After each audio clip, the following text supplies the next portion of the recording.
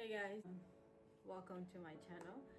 This is my first video, so I just did this very simple makeup look with just 7 products, and you can find them all at the drugstore. It's super affordable, super easy. You don't have to break the bank to look decent. So just wanted to show you guys how I did this look. So if you want to see how this happened, please stay tuned in. Please subscribe to my YouTube channel. Basically join the family. I really want to start this whole journey of makeup. I love it. It's so peaceful and to me when I'm doing my makeup, so I just love it, and I hope I can teach 1 or 2 people out there. So if you want to join my channel and my family, please subscribe down below. Leave me any comment, anything you want to see next. I'm really excited.